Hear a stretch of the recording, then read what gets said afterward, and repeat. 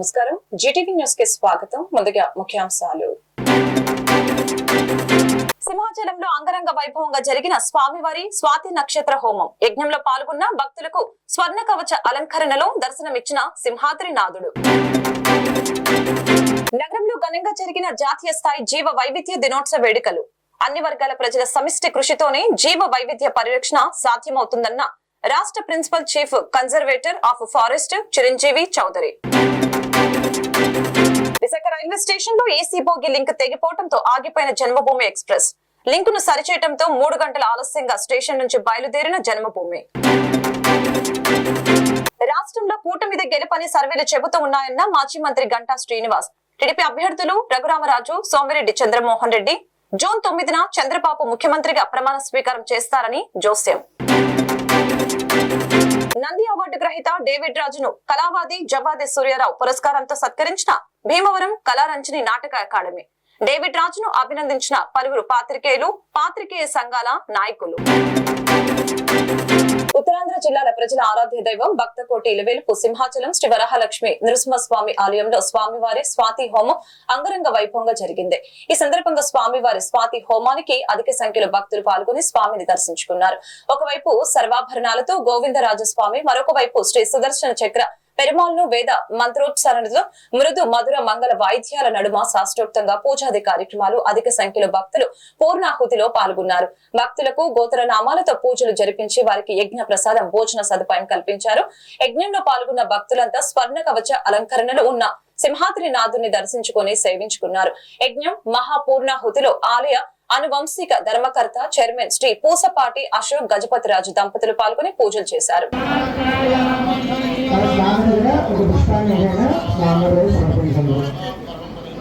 మన ఇంటికి ఎవరైనా ఒక అతిథి వస్తే ఆ వచ్చినటువంటి అతిథిని ఏ విధంగా అయితే సపర్యం చేస్తారు.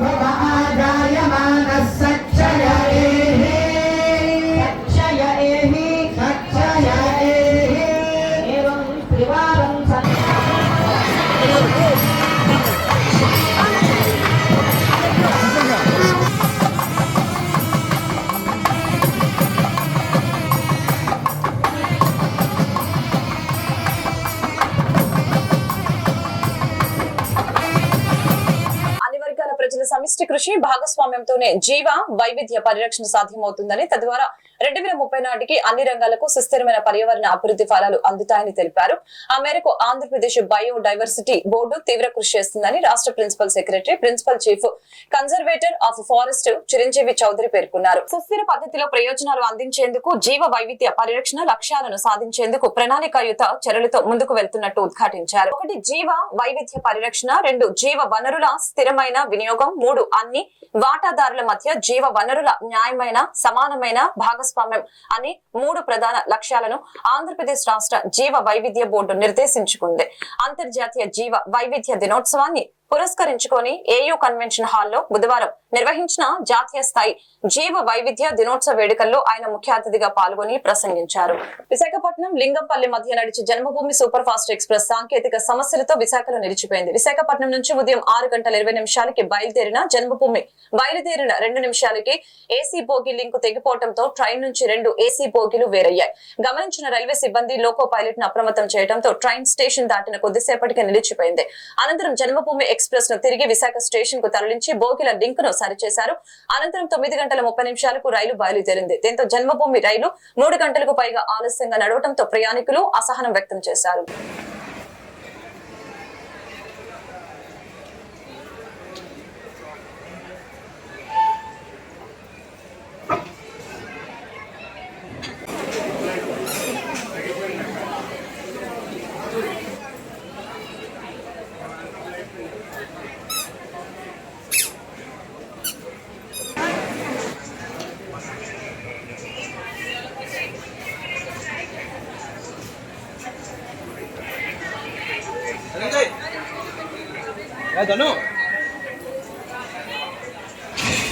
FTA is arranged on platform number 1.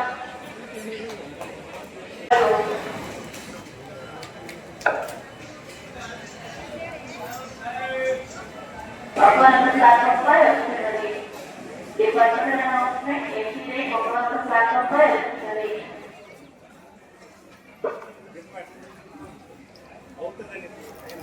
రాష్ట్రంలో కూటమిద గెలుపని సర్వేలని చెబుతూ ఉన్నాయని మాజీ మంత్రి భీమిలి టీడీపీ అభ్యర్థి గంటా శ్రీనివాసరావు ధీమా వ్యక్తం చేశారు.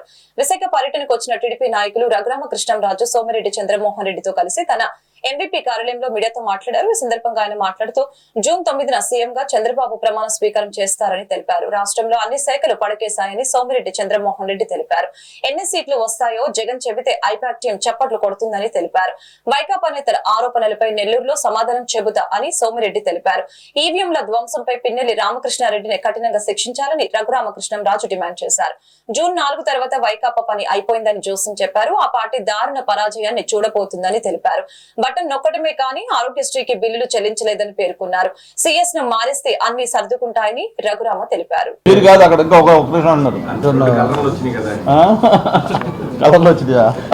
ముఖ్యంగా మొన్న 13వ తారీఖు పోలింగ్ అయిన తర్వాత ఆ పోలింగ్ సరళి కానీ పోలింగ్ ముందు జరిగిన పరిణామాలు కానీ చూస్తూ ఉంటే ఎన్నిక అనేది ఏకపక్షంగా కూటమి వైపు ప్రజలు మొగ్గు చూపారనేది మనకు అర్థమవుతా ఉంది. దానికి అంతకు ముందు జరిగిన పోస్టల్ బ్యాలెట్లో కానీ అలాగే హైదరాబాద్ నుంచి బెంగళూరు, చెన్నై నగరాల నుంచి ప్రజలు ట్రైన్స్లో, బస్సుల్లో యాలాడుతూ వాళ్ళు వచ్చిన తీరు, టోల్ గేట్స్ దగ్గర రద్దీ, ఇవన్నీ సంక్రాంతి పండుగను తలపించే విధంగా ప్రజలు వచ్చి ఓట్లు వేసిన విధానం కానీ, అలాగే పర్సంటేజ్ ఆఫ్ పోలింగ్ ఎక్కడ చూసినా కూడా గతంలో కంటే కూడా 2-3% మినిమం ఎక్స్ట్రా, కొన్ని చోట్ల అయితే 10%, 11% కూడా ఎక్స్ట్రా పోలేదు. అంటే ప్రజల్లో ఒక కసి, ఈ ప్రభుత్వానికి ఎట్టి పరిస్థితుల్లో కూడా బై చెప్పాలన్న ఒక ఆలోచన, వాళ్ళ కసి ఆ ఓటింగ్లో కనిపించింది. వీటన్నిటితోటి అంతేకాకుండా మనం పోలింగ్ అయిన తర్వాత కూడా 175 కాన్స్టిట్యున్సీల్లో మరి చంద్రబాబు నాయుడు గారు, పవన్ కళ్యాణ్ గారు, అలాగే పురంధేశ్వరి గారి ఆదేశాల మేరకు మొత్తం రివ్యూలు కూడా చేసుకుంటే బూత్ వైజ్ కూడా అనాలిసిస్లో ఎక్కడ చూసినా కూడా ఒక పాజిటివ్ వేవ్ కూటమికి కనిపించిన విషయం మనం చూస్తూ ఉన్నాం. అయితే దీన్ని డైవర్ట్ చేస్తూ వైసీపీ నాయకులు, జగన్మోహన్ రెడ్డి గారు మొన్న లండన్ వెళ్ళే ముందు ఆయన పీకే టీం ఏదైతే ఐపాక్ టీం ఉందో ఐపాక్ టీంతో మాట్లాడినప్పుడు ఆయన చేసిన కామెంట్స్ కానీ ప్రజలు షాక్ అవుతారని చెప్పాడు. ప్రజలు, దేశం కూడా డెఫినెట్గా మేము కూడా అంటా ఉన్నాం. ఎందుకంటే ఖచ్చితంగా షాక్ అవుతారు. ఎందుకంటే ఆ రిజల్ట్స్ అంత ఏకపక్షంగా కూటమి వైపు రాబోతా ఉంది. గతంలో ఎన్నోసార్లు ఇందాక గంటా గారు చెప్పినట్టు ఓటింగ్ పర్సంటేజ్ పెరిగితే అది ప్రభుత్వ వ్యతిరేకత అనేది ఆల్మోస్ట్ 80% ఆఫ్ ద ఎలక్షన్స్లో నిరూపితమైంది. అంతేకాకుండా ఉద్యోగస్తులు ఎప్పుడైతే ఒక వ్యవస్థ మీద తిరగబడితే ఆ ఎలక్షన్లో నెగ్గిన దాఖలాలు అయితే 100% కూడా లేవు. ఉద్యోగస్తుల వ్యతిరేకత ఉన్నప్పుడు కారణాలు ఏంటో మనం ఓపెన్గా మీడియాలో మాట్లాడుకోక్కర్లేదు, కానీ కారణాలు కూడా అందరికీ తెలుస్తాయి. ఆ ప్రభుత్వం వచ్చిన దాఖలాలు లేవు.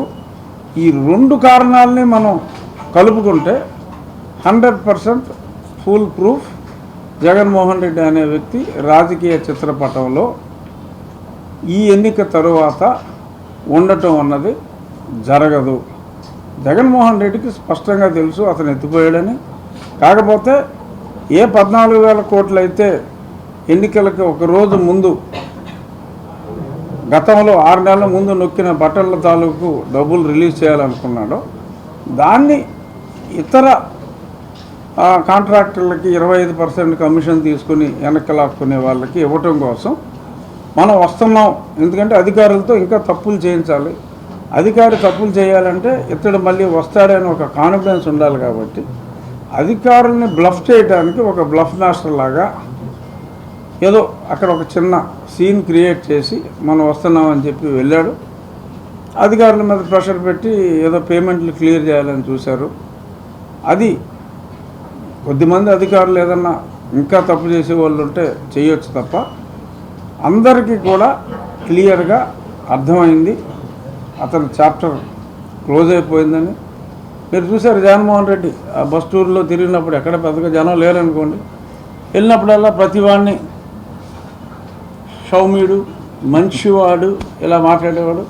పినేల్ గారిని కూడా రామకృష్ణ చాలా మంచివాడు, ఇప్పటికే మంచి పదవి ఇచ్చా, ఇంకా మంచి పదవిలో పెడతా, మంచివాడు కాబట్టి ఓట్లేయండి అన్నాడు. ఎంత మంచివాడో తెలిసిపోయింది. నిన్న టీవీలో దొరికేశాడు. కాదు సార్, అసలు ఓటేసేవాడు మందు తాగినవాడు ఎవడో వేయడు, వాళ్ళు ఇలాగే. ఇప్పుడు ఆరోగ్యశ్రీ చూశారు కదా, ఆరోగ్యశ్రీకి 300 కోట్లు బిల్స్ ఉంటే ఆ డాక్టర్లు ఇప్పటికే ఎప్పుడు బిల్సో రావాలి. ఆ కమిషన్లు 25% వాళ్ళు ఇవ్వరు కాబట్టి వేరే బిల్స్ క్లియర్ చేస్తున్నారు. మొత్తం 6 నెలల క్రితం నొక్కిన బటన్కి డబ్బులు లేవు, ఆరోగ్యశ్రీకి డబ్బులు లేవు. మరి ఎంత అప్పు చేశారు, అది ఏమైంది అంటే వాళ్ళ సొంత నొప్పుడికి వెళ్ళిపోయింది అనేది ప్రజలందరికీ కూడా అర్థమైంది. మనం ఒక సినిమా పోతాం, ఆ సినిమా 3 గంటలు విలన్తో కూడా ఉండే అరాచక శక్తులు ప్రజల్ని, హీరోని వాళ్ళకి నరకం చూపిస్తారు.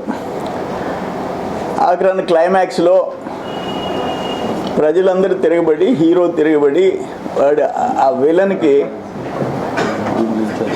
శుభం రాస్తారు.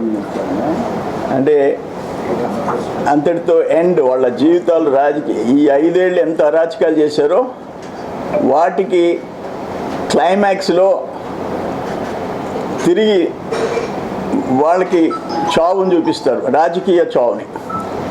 అది ఇప్పుడు ఈ 5 ఏళ్ళు జరిగింది ఏంటంటే 5 years అరాచకాలే, దుర్మార్గాలే. అయిపోయింది మీ సినిమా. రేపు 4వ తేదీ ప్రజలు మీకు సినిమా చూపిస్తారు. జరగబోయేది అది. ఇప్పుడు ఐపాక్ దగ్గరికి పోయే టీం దగ్గరికి ప్రముఖ పాత్రికేయుడు, సినిమా టీవీ నటుడు, నంది అవార్డు గ్రహీత డేవిడ్ రాజుకు భీమవరం కళా రంజని నాటక అకాడమీ కళావాది జవ్వాది సూర్యరావు స్మారక పురస్కారంతో సత్కరించింది.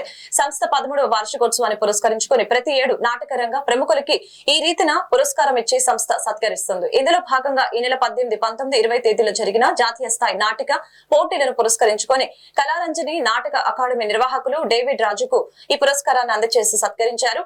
ఆంధ్రప్రదేశ్ రాష్ట్ర నాటక పరిషత్తుల సమైక్య అధ్యక్షులు బుద్దాల రామారావు, అకాడమీ అధ్యక్షులు జవ్వాది శ్రీనివాసరావు, పూర్ణానందం, సీతాప్రసాద్ తదితరులు కార్యక్రమంలో పాల్గొన్నారు.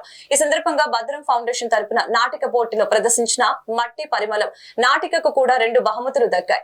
ఉత్తమ హాస్య నటుడిగా జబర్దస్త్ ప్రకాష్, అలాగే ఉత్తమ జ్యూరీ నటుడిగా డేవిడ్ రాజుకు బహుమతులు వచ్చాయి.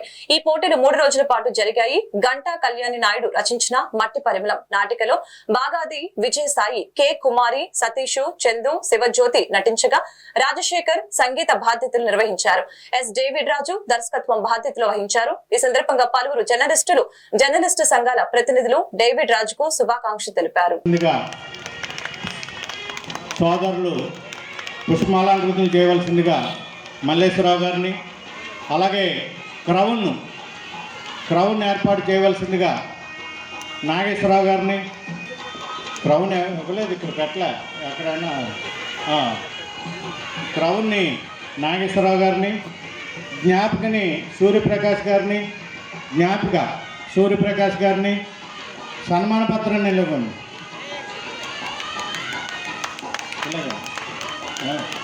ఇంకా 2 నిమిషాలు కాదు. వైజాగ్ ఒక నటుడు జననకి శ్రీకారం చుడుతూ అనేక పౌరాణిక సాంఘిక నాటక రంగాలలో రాజులా వెలగాలని విశాఖలో ఆ చదువుల తల్లి సరస్వతీదేవి బ్రహ్మదేవునితో కలిసి సృష్టించిన రసరమ్య రూపమే మన ఎస్ డేవిడ్ రాజు. ఉన్నత చదువులను అభ్యసించి ప్రవృత్తియే వృత్తిగా నాటకాన్ని కొనసాగిస్తూనే ఉంటారు. ఓ బహుముఖ ప్రజ్ఞానిధి, నీది నటనము నవరసాలకు నిలువుటద్దము, నీది వాచకము డమరక ధ్వని తరంగము, నీది హావభావ ప్రకటనా చాతుర్యము, ఆ నటరాజ తాండ విస్ఫోటనము, నీది నాటక ప్రదర్శన సమాజ రుగ్మతలను చూపు దీపికము, నీది నాటిక సమాజ నిర్వహణము అపూర్వము అనితర సాధ్యము, నీవు దర్శక పాఠవము అసాధారణ ప్రతిభా విభవము, నీకు కళాంజలితో సమర్పితము, నాడు తులసి దళాలతో జరిగింది శ్రీకృష్ణ తులాభారం, నేడు నా మనసు మకరందంతో జరుగుతుంది రంగస్థల నటనకు రసరమ్య కళా సత్కారం, చంద్రునికి ఒక నూలు పోగుల మీకందించిన కళావాది జవ్వాది సూర్యారావు స్మారక కళా పురస్కారాన్ని అందుకోండి ఎస్ డేవిడ్ రాజ్ మహాశయ అక్షరాకృతి జవాది. మెంటే పూర్ణచంద్రరావు గారు వచ్చి ఈ సన్మాన సత్కారాన్ని సీతారాం ప్రసాద్ పూర్ణచంద్రరావు గారు వచ్చి ఇవ్వాల్సిందిగా కోరుతుంది.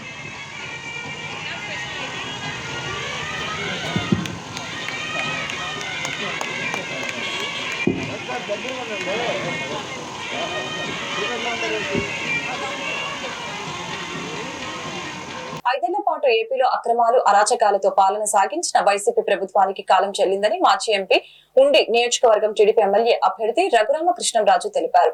విశాఖలో సీతమ్మధార కేఎస్ఆర్ ఫంక్షన్ హాల్లో కూటమి నాయకులతో కలిసి ఆత్మీయ సమావేశం నిర్వహించారు. అనంతరం ఏర్పాటు చేసిన మీడియా సమావేశంలో స్థానిక బీజేపీ ఎమ్మెల్యే అభ్యర్థి విష్ణుకుమార్ రాజుతో కలిసి పాల్గొని ఆయన మాట్లాడారు. వైసీపీలో ఉంటూ జగన్మోహన్ రెడ్డిని వ్యతిరేకించిన మొదటి వ్యక్తిని తానేనని, అందుకే తనపై కక్షపూరితంగా వ్యవహరించారని తెలిపారు. వచ్చే ఎన్నికల ఫలితాలతో జగన్ దుష్ట పరిపాలన ముగియనుందని, ఫలితాలు వచ్చాక ఆయన విశాఖ మానసిక ఆసుపత్రిలో ప్రమాణ స్వీకారం చేస్తారేమో చూడాలని తెలిపారు. సమావేశంలో బీజేపీ నేతలు వర్మ, పరుస రామరాజు, టీడీపీ నాయకుడు నజీర్ పాల్గొన్నారు. ఈ రోజు నుంచి ఎంపీగా నా పని ప్రారంభిస్తున్నాను.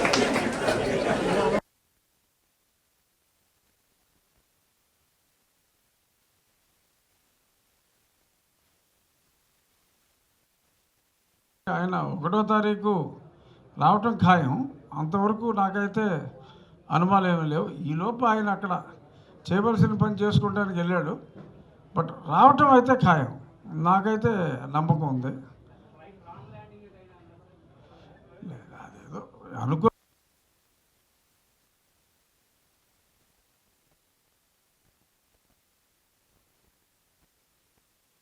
విశాఖపట్నంలో కిలారు ఆనంద్ పాల్ గారు 15 లక్షలకు గాను నాకు 10 లక్షల ఓట్లు వచ్చేసిజం. తనను తాను అమితముగా ప్రేమించుకున్న వాడిని నార్సిజం అనే మానసిక వ్యాధితో బాధపడుతున్నాడని చెప్తారు. అదొక అబ్సెషన్ అన్నమాట. అతని మొహం తప్పితే ఇంకెవడి మొహం చూడలేడు. సో అలాగా మీకు ఇంతకల్లా మీరు జస్ట్ టెలిఫోన్ తీసి నార్సిసిజం అని కొట్టండి. అది ఎందుకు వచ్చింది అంటే సమ్టైమ్ 14వ సెంచరీలోనే ఎప్పుడో ఒక ప్రిన్స్, అతని మొహం అతను అంటే అప్పటికి ఇంకా అద్దాలు కూడా వచ్చి మిర్రర్ కూడా రాక ముందు రోజుల్లో అనుకుంటా నీళ్ళల్లో తన ప్రతిబింబాన్ని తరచూ చూసుకుని మురిసిపోయేవాడట. అతను ఆ ప్రాసెస్లో సడన్గా నీళ్ళలో పడి చనిపోయాడు. ఆ తర్వాత తనను తాను చూసుకొని ఆనందించే ఆ రుగ్మతకి నార్సిసిజం అని అతని పేరు కూడా దానికి దగ్గరగా ఉంటుంది. అలాగే అప్పుడు మావోయిజం అని ఎలా పెట్టారో అతనుకున్న ఆ వ్యాధికి నార్సిసిజం అని పెట్టడం జరిగింది. సో దాని నిమిత్తం అని కూడా కొందరు అంటున్నారు. అది నిజం కావచ్చేమో అని ఈ బొమ్మలు చూస్తే నాకు అనిపిస్తుంది. ఎందుకంటే ఎవరో కూడా మన డాక్యుమెంట్ మీద ఉంటే మన బొమ్మ ఉండాలి, లేదంటే గవర్నమెంట్ ఎంబ్లమ్ ఉండాలి తప్ప ఇవాళ ఉండి రేపు పోయి వాడు బొమ్మ వేసుకుంటాం అనేది అది ఎక్స్ట్రీమ్ అన్నమాట. అది పెర్వర్షన్కి అది పీక్. సో కాబట్టి మీరు అడిగారు కదా, అదే అయ్యుండొచ్చు అని అనుకుంటున్నాను. అది వారి నక్షత్రాన్ని బట్టి ఫిక్స్ చేసుకుంటారండి. జనరల్గా 9వ తారీఖు మంచి రోజు అని చాలామంది అంటున్నారు. అంకెగా కూడా 9 అనేది మంచి అంక. మరి చంద్రబాబు నాయుడు గారి ఆస్థాన విద్వాంసులు ఏం చెప్పారో ఇంకా నాకైతే తెలీదు. బట్ డెఫినెట్గా ఎందుకంటే ఎంత తొందరగా చేసుకుంటే ప్రజలకి 4వ తారీఖు రిలీఫ్ వచ్చినా కూడా ఆయన ప్రమాణ స్వీకారం చేస్తే అదొక కంఫర్ట్. కాబట్టి ఎంత తొందరగా చేసుకుంటే ప్రజలు అంత తొందరగా ఊపిరి తీసుకుంటారు.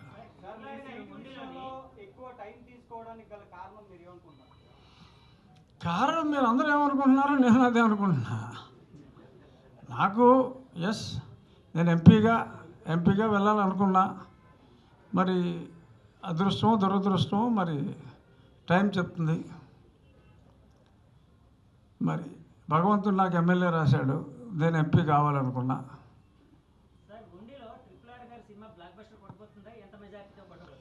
మెజారిటీ అంటే బ్లాక్ బస్టర్ బాగా మెజారిటీ కొట్టుండేవాడిని. కాకపోతే జగన్మోహన్ రెడ్డి గారు ఒక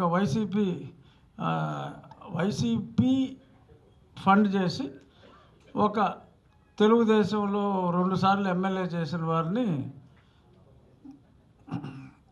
అది వశపరుచుకునో లోపరుచుకునో లేకపోతే ఈయన వెళ్ళిపోయాడు, వాట్ ఎవర్ ఇట్ ఈస్, ఆయన పోటీగా పెట్టి అవును విశాఖ కేంద్రంగా 9వ తారీఖు చేశారు. అది నాకున్న సమాచారం మేరకు వైజాగ్లో ఉన్న పిచ్ హాస్పిటల్ ప్రెమిసెస్లో వాళ్ళు ఒక మోకరీలాగా అసెంబ్లీ నుంచి ఎవరైనా బయటికి పంపితే బయట అసెంబ్లీ పెట్టుకుంటారు కదా, అలాగా అక్కడ ప్రమాణ స్వీకారం పెట్టుకోవచ్చు. అయినా 4వ తారీఖు అర్ధరాత్రి తర్వాత అసలు మీకు ఎవరు కనపడరు. సత్యబాబు గారు అయితే బహుశా ఆయన నెగ్గుతారని అందరూ అంటున్నారు. కాబట్టి ఆయన కనపడి నేను ఎప్పుడు చెప్పానని చెప్పి అంటే అనొచ్చు, ప్రెస్ వాళ్ళు వక్రీకరించారని చెప్పినా చెప్పవచ్చు తప్ప 9వ తారీఖు ఎవడో పత్తా ఉండడు. ఒకవేళ అంటూ వస్తే అది నేను చెప్పిన ప్రెమిసెస్లో ఉంటుంది. ఎందుకంటే అసలు ఎన్నిక అవ్వకుండా ముఖ్యమంత్రికి ఎలా ప్రమాణ స్వీకారం చేస్తాడు ఎవడైనా? సో ఖచ్చితంగా వాళ్ళకి బాగా వాళ్ళ దేవుడు ఆయన్ని అతి తీవ్రంగా కరుణిస్తే 50, అదర్వైజ్ ఇప్పుడున్న పరిస్థితి ప్రకారం 25 కన్నా వచ్చే అవకాశాలు లేవు సీట్లు. ఏపీలో మొన్నటి ఎన్నికల తంతును చూస్తే ప్రజాస్వామ్యం కానరాలేదని, ధనస్వామ్యమే కనిపించిందని, నేతలు పట్టపగలే ఓటర్లకు డబ్బు పంచుతూ ఓట్లు అడిగారని, దీనిని అరికట్టవలసిన బాధ్యత అందరిపైన ఉందని ఆదికవి నన్నయ్య యూనివర్సిటీ మాజీ వీసీ ఆచార్య ముర్రు ముత్యాల నాయుడు స్పష్టం చేశారు. ఈ సందర్భంగా బీజేపీ ప్రెస్ క్లబ్ లో ఏర్పాటు చేసిన మీడియా సమావేశంలో ఆయన మాట్లాడారు. ఓటర్లకు లంచం ఇవ్వటాన్ని సులభతరం చేసే అన్ని అక్రమ డబ్బు లావాదేవీల్ని అరికట్టడం ద్వారా ఎన్నికల ప్రక్రియను సక్రమం చేసేలా ఎన్నికల సంస్కరణలు తేవాలని తెలిపారు. ఈ మేరకు తాను ఇప్పటికే ప్రధాని మోదీ, రాష్ట్రపతి, అన్ని రాజకీయ పార్టీల అధిష్టానాలకు లేఖలు రాశామని తెలిపారు. ఓటు అనేది రహస్యంగా ఉండాలని, కానీ మొన్నటి ఎన్నికల్లో ఒక్కో ఓటు కనీసం 1500 పలికిందని ఆవేదన వ్యక్తం చేశారు. ఇప్పటికే అనేక సంస్కరణలు తెచ్చిన ప్రధాని మోదీ ధన ప్రవాహం లేకుండా ఓటర్లు నిర్భయంగా ప్రజాస్వామ్యబద్ధంగా పోలింగ్ కు వెళ్లేలా చేయాలన్నది తన ఆకాంక్ష అని తెలిపారు. కాబట్టి వారికి లెటర్లు రాశారు, అలాగే అన్ని పార్టీలు కూడా రాయిపోతున్నాను.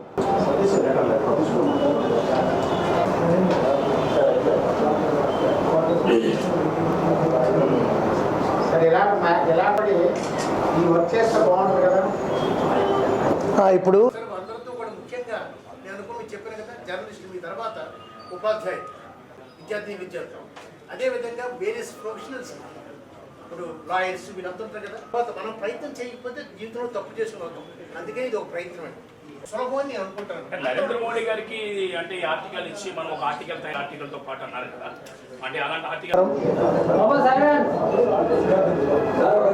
నేను ప్రొఫెసర్ మురళి ముత్యాల నాయుడు, ఇక్కడే నేటివ్ ప్లేస్ అనకాపల్లి జిల్లా చీడికాడ మండలం తిరువోలు గ్రామం. నేను అనంతపూర్ కృష్ణదేవరాయ విశ్వవిద్యాలయంలో ప్రొఫెసర్గా చేస్తూ ఆదికవి నన్నయ్య విశ్వవిద్యాలయం రాజమహేంద్రవరం ఆ యూనివర్సిటీకి వైస్ ఛాన్సలర్గా చేసి ఇప్పుడు రిటైర్ అయ్యాను. ఇక్కడే స్వస్థలమైన చీడికాడ మండలం తిరువోలు గ్రామంలో ఉంటున్నాను. ముందుగా మీ అందరికీ కృతజ్ఞతలు, ఎందుకంటే పిలిచినందుకు మీరంతా వచ్చారు ఈరోజు ఈ ప్రెస్ మీట్కి. ప్రెస్ మీట్ పెట్టడానికి ఈరోజు కారణం ఏంటంటే 13వ తేదీ మీ అందరికీ తెలుసు పోలింగ్ జరిగింది. 12వ తేదీ చూసాం మా ప్రాంతంలో అంతా కూడా, అనకాపల్లి జిల్లా ప్రాంతంలోని విశాఖపట్నం జిల్లా ప్రాంతంలో కూడా ఒక 2 రోజుల ముందు నుంచి చూస్తుంటే ఆ ఎన్నికల ప్రక్రియ చూసిన తర్వాత కొంచెం సమాజం కోసం ఆలోచించేవాడిని కాబట్టి తర్వాత ఒకే ఒక నమ్మకం నాకు, ఈ సమాజాన్ని మార్చగలిగేది ఇద్దరే. అది మొదటిది ఉపాధ్యాయుడు, రెండోది జర్నలిస్టులు. ఇది నేను ఇప్పుడు కాదు 20 సంవత్సరాలు ఇదే చెప్తున్నాను ప్రతి చోట కూడా. వీళ్ళిద్దరే సమాజాన్ని మార్చగలరు. నేను ఉపాధ్యాయుడిని అయితే చూశాను ఆ ప్రక్రియ అంతా, ఎన్నికల ప్రక్రియ చూసిన తర్వాత జర్నలిస్ట్ మీ అందరితో కూడా ఒకసారి నా అభిప్రాయాన్ని పంచుకుంటే బాగుంటుందని అనిపించి ముందుగా ఏం చేశానంటే ఇక ఆగలేక నిన్న మన గౌరవ ప్రధానమంత్రి గారికి, అదేవిధంగా మన గౌరవ రాష్ట్రపతి గారికి వారికి లెటర్స్ రాసి పంపించాను నిన్ననే. ఈరోజు ఉద్దేశం ఏంటంటే ఇక్కడ ఆ లెటర్స్ అన్నీ రిలీజ్ చేద్దామని మీ అందరికీ ఇవ్వాలని. ఎందుకంటే ఆ లెటర్లో నా మనోభావాలన్నీ కూడా, అంటే ఎన్నికల ప్రక్రియ మీద, మొన్న జరిగిన వారం రోజుల కింద జరిగిన ఎన్నికల ప్రక్రియ మీద నా అభిప్రాయాలన్నీ ఆ లెటర్లో పొందుపరిచాను. ఆ లెటర్స్ అన్ని కాపీస్ మీకు ఇవ్వాలని ఈరోజు నేను పిలిచాను. నాకు అది నిర్వచనం మారిపోయిందా అనిపిస్తుంది. బీవై బై కాదు, అది బియుఏ బై, 2 బైలే. కాకపోతే అతను చెప్పింది పాపం అబ్రాలింగం చెప్పింది బీవై బై. ఇప్పుడు చూస్తున్నది ఏంటంటే బియుఏ బై ద పీపుల్, అంటే ఓట్లు కొనండి. తర్వాత ఆఫ్ ద పీపుల్, అది ఓఎఫ్ కాదు, యాక్చువల్లీ ఓఎఫ్ ఆఫ్, కానీ ఇప్పుడు ఏమైపోయిందంటే ఓఎఫ్ఎఫ్. ఎన్నికలు అయ్యే వరకు, ఎన్నికలు అయిన తర్వాత ఆఫ్ ద పీపుల్ అంటే కట్ ఆఫ్, స్విచ్ ఆఫ్ అంటే చూసారా. అంటే ప్రజలకి మనకి ఏమీ సంబంధం లేవు, వాళ్ళు వేరు మనం వేరు అనే స్టేజ్కి వచ్చింది. ఇక మూడోది ఫర్ ద పీపుల్, అంటే ప్రజల కొరకు. ఆ ఫర్ కాస్త ఫర్గెట్ అయిపోయింది, ఫర్గెట్ ద పీపుల్. అంటే ఇప్పుడు ఏమైందంటే మీకు ఒక్క బై ద పీపులే ఉంది, బీవై బై ద పీపుల్, ప్రజల చేత. ఎందుకంటే అది ఉండాలి, అది ఉండకపోతే ప్రజాస్వామ్యం అనలేం. ప్రజాస్వామ్యం అని పిలవాలి కాబట్టి ప్రజల చేత ఓట్లు వేయిస్తున్నారు. కానీ ఆ ఓట్లు వాళ్ళకి ఇష్టం వచ్చినట్టు వేయట్లేదు. ఎలా వేస్తుంటే మనం కొనేసి ఓట్లు కొని వేయిస్తున్నాం. అంటే ఏం చేస్తారు, డబ్బులు ఇచ్చేసి మీరు రావాల్సిన ఇంటి దగ్గర అంటారు ఓటర్లే. ఎందుకు రావడం వెళ్ళి వాళ్ళ టైం వేస్ట్ కదా, వచ్చేసి వీలే వేసుకునే పరిస్థితి వస్తుంది. అందుకని ఇది కొంచెం కంట్రోల్ చేయకపోతే మీరాట్లందరూ కూడా, ఎందుకంటే మీరు అనుకుంటే జర్నలిస్ట్ అనుకుంటే తీసుకురాగలరు. అలాగే ఎందుకు నేను ప్రైమ్ మినిస్టర్ గారికి రాష్ట్రపతి గారికి రాశానంటే విధానపరంగా ఏ నిర్ణయాలు తీసుకున్నా వాళ్ళు తీసుకుంటారు కాబట్టి వాళ్ళకి రాశాను. నాకు నమ్మకం కూడా ఉంది నరేంద్ర మోదీ గారు అనుకుంటే, ఎందుకంటే ఆయన చాలా ధైర్యమైన నిర్ణయాలు తీసుకున్నారు కాబట్టి అటువంటి వ్యక్తి అనుకుంటే తప్పకుండా సాధించవచ్చని చెప్పి ఆశతోనే వారికి రాసి మీ ముందుకు ఎందుకు వచ్చానంటే, మీరు అనుకుంటే ఈ వార్త అనేది ఏంటంటే ఈ మన ఆవేదన అంతా కూడా ఢిల్లీ వరకు తీసుకెళ్ళగలిగే శక్తి సామర్థ్యం ఉన్నవాళ్ళు మీరు ఒక్కరే. సో ఆ ఉద్దేశంతో ఈరోజు ఈ సమావేశం ఏర్పరిచాను. వార్త ముగించే ముందు ముఖ్యాంశాలు మరొకసారి. సింహాచలంలో అంగరంగ వైభవంగా జరిగిన స్వామివారి స్వాతి నక్షత్ర హోమం. యజ్ఞంలో పాల్గొన్న భక్తులకు స్వర్ణ కవచ అలంకరణలో దర్శనమిచ్చిన సింహాద్రినాథుడు. నగరంలో ఘనంగా జరిగిన జాతీయ స్థాయి జీవ వైవిధ్య దినోత్సవ వేడుకలు. అన్ని వర్గాల ప్రజల సమిష్టి కృషితోనే జీవ వైవిధ్య పరిరక్షణ సాధ్యమవుతుందన్న రాష్ట్ర principal chief conservator of forest Chiranjeevi Chowdary. Visakha railway station లో ఏసీ బోగి లింక్ తెగిపోవడంతో ఆగిపోయిన జన్మభూమి ఎక్స్ప్రెస్. లింకును సరిచేయడంతో 3 గంటల ఆలస్యంగా స్టేషన్ నుంచి బయలుదేరిన జన్మభూమి. రాష్ట్రంలో కూటమిది గెలుపని సర్వేలు చెబుతూ ఉన్నాయన్న మాజీ మంత్రి గంటా శ్రీనివాస్. టీడీపీ అభ్యర్థులు రఘురామరాజు, సోమిరెడ్డి చంద్రమోహన్ రెడ్డి జూన్ 9న చంద్రబాబు ముఖ్యమంత్రిగా ప్రమాణ స్వీకారం చేస్తారని జోస్యం. నంది అవార్డు గ్రహీత డేవిడ్ రాజును కళావాది జవ్వాది సూర్యారావు పురస్కారంతో సత్కరించిన భీమవరం కళారంజని నాటక అకాడమీ. డేవిడ్ రాజును అభినందించిన పలువురు పాత్రికేయులు, పాత్రికేయ సంఘాల నాయకులు. ఈ వార్తలు ఇంతటితో సమాప్తం. మరొక బులెటిన్ మళ్ళీ కలుద్దాం. నమస్కారం.